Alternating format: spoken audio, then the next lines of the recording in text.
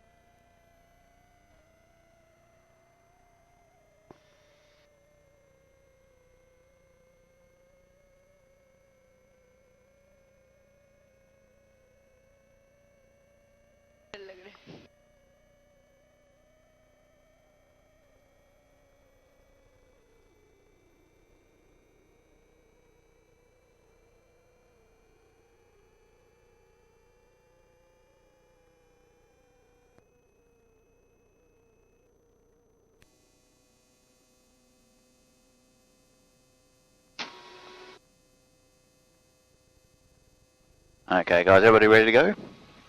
Let's go see some scenery.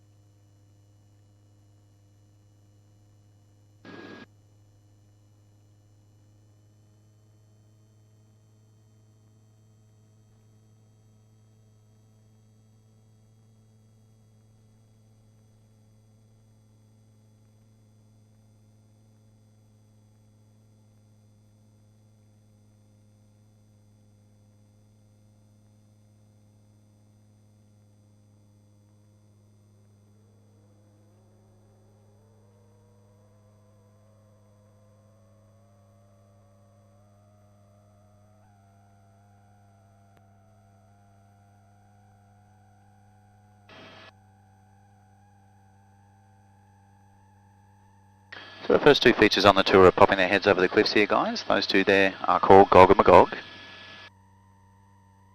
They are names from the Bible.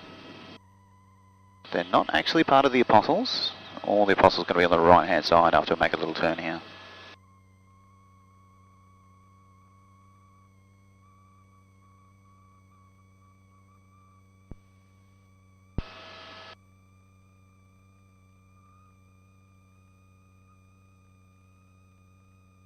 There we are, guys. Off to our right we have 1, 2, 3, 4, 5, 6, 7 Apostles. There are only 7 of them remaining today. The little secret is that there were never actually 12 of them. They used to be called the Sow and Piglets. Not exactly the nicest name in the world. So they changed that to the Apostles in about 1950. And of course everyone's so used to the 12 Apostles from the Bible that people started calling them that. And the name just stuck. That's the last one coming by with the grass on top of it there. The next group coming up, they do have their own names, so that's why they're not part of the Apostles. The small two in front are called the Twin Sisters. The taller one in the middle, Salt and Pepper Shakers. And the long skinny one behind it is called the Razorback. We do love our descriptive names in Australia. All of this is natural beauty, of course. It's just the wind and the sea eroding away the soft limestone in the area that's created the spectacular scenery we'll see on today's flights. That shape down to the right there with the notches in it is called Broken Head.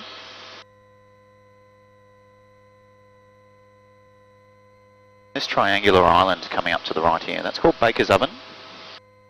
That's because it has the hole on the side of it. Kind of makes it look like a wood-fired oven or a pizza oven. Of course, everyone else reckons it looks like an enormous piece of cheesecake, but you guys can choose whichever name you like.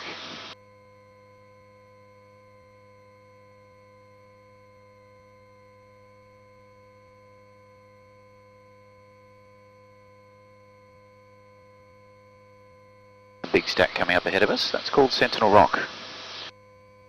It is the tallest one in the National Park, it's about 70 metres tall. That's about as tall as a 20-storey building. Have a look at some of the cars up on the Great Ocean Road there, compare them for size. They'll give you an idea of just how big the Sentinel is.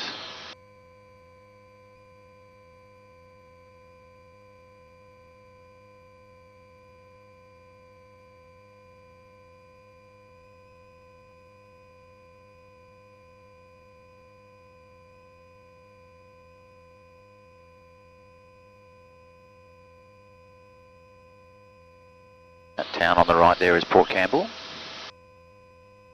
That's the tourist hub of the area. If you need a meal or accommodation after the flight, that'll be your best bet.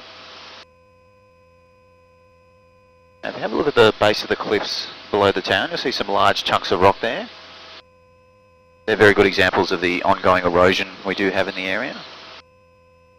We lose anywhere between 2 and 15 centimetres of coastline per year here. It does make it some of the fastest eroding coastline in Australia. And it does normally happen due to rock falls like those, big chunks of rock coming down at once.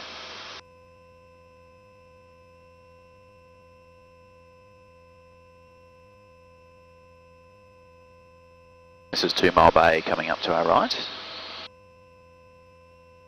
2 Mile's quite well known for big wave surfing. And we do have larger swells in the area. The surfers will be out there getting towed onto the waves on jet skis. It's a nice lazy way of getting your surfing done.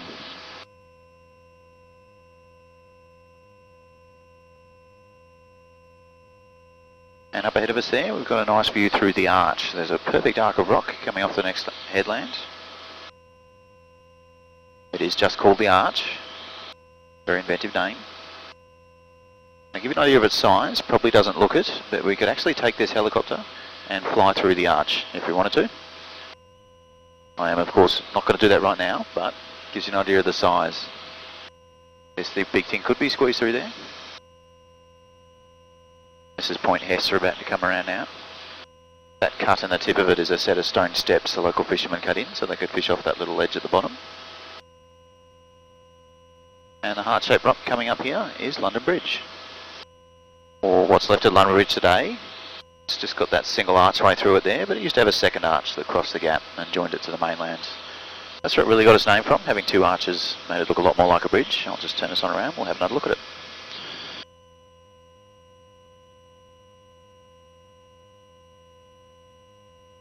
That's the town of Peterborough over there. Babe Islands is off in the distance. While we're in the turn here, we'll get you guys back on camera. On the front, you're on the screen again if you wanted to give yourselves a wave. And in the rear row, guys, you're back on the camera above my head again if you wanted to give yourselves another wave.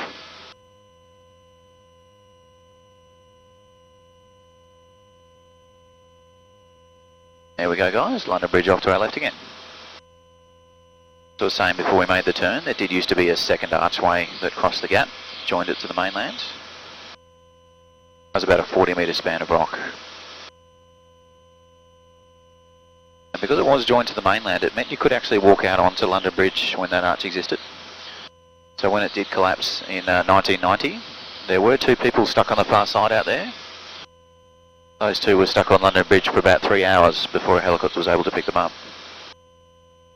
But they were very lucky not to be standing on the arch that collapsed. Being typical Australians though, they did sit there and sing London Bridge is falling down the whole time apparently.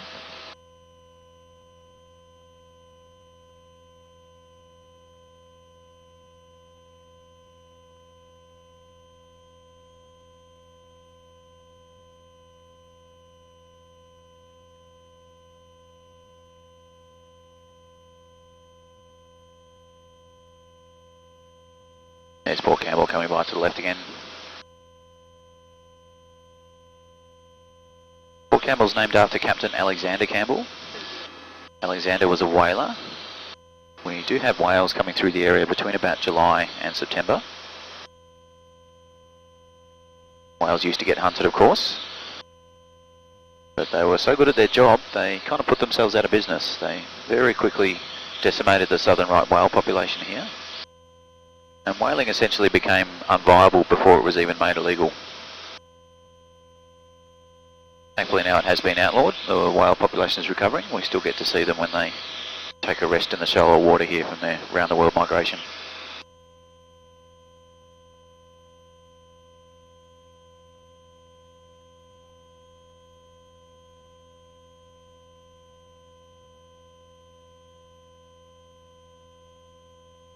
As we come back past Sentinel Rock, that tallest one, just beyond it is a nice little hollowed out cove, a symmetrical one with a cave at the end there. That's called Horseshoe Cove, for obvious reasons. And there are actually penguins living down in Horseshoe Cove. Got a few penguin colonies in the area. They tend to stick to the places human beings can't access. Horseshoe Cove is one of those. But sometimes if you're lucky, you may be able to see penguin footsteps on the beach in the morning from that little lookout at the end of the dirt road. You might even see penguin footsteps from the Apostles lookout as well. There's penguins living at the Apostles too.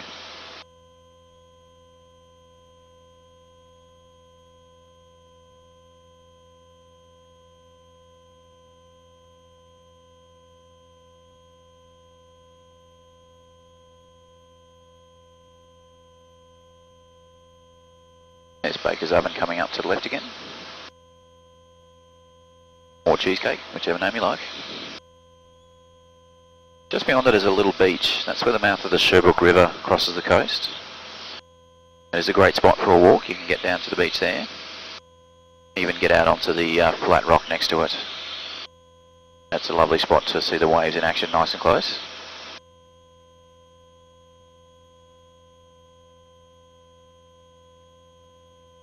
And we're passing Broken Head again here. Just beyond that is that little island shaped like a question mark or a seahorse with the grass on top. That's called Muttonbird Island. And Muttonbird Island is also where the ship Lockhart was wrecked in 1878. Lockhart hit the rocks just on the right hand side of the island down there. It was one of Victoria's worst sea disasters, only 2 survivors. They were lucky enough to make it through that little gap to the beach below the buses there. That's why that beach is called Lockhart Gorge. Great spot for a walk as well, very pretty down there. There's the Salt and Pepper Shakers and Twin Sisters to the left here. And we're back at the start of the Apostles. So I'll count off the 7 for you. Number 1 and the largest is the one with the grass on top. Number 2 is a triangular one. Then we've got 3, 4, 5 and a little number 6 in a group together. And a bit further down is the last one, number 7. Just for the lookout. The lookout is that spur that's still sticking out from the mainland.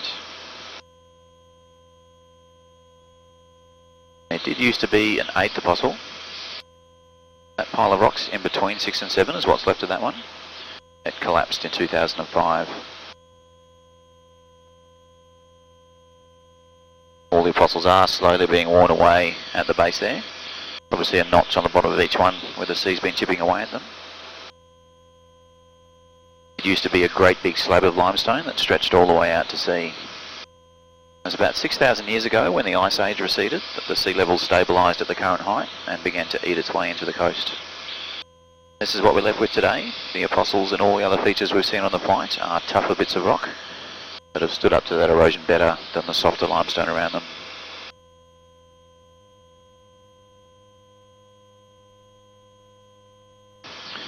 I'll just turn us on in here, guys. After we finish the turn, we'll have a nice farewell view of the Apostles on the left of the helicopter.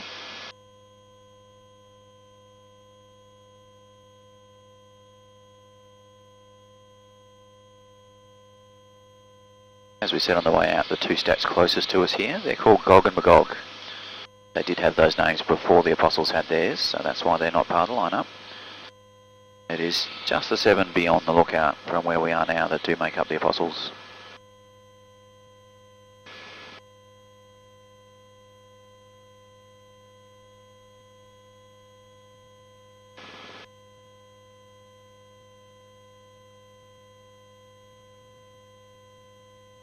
I hope you enjoyed your flight today, guys. If you wanted to have a look at the video recording that was made, it'll be available in the office straight afterwards.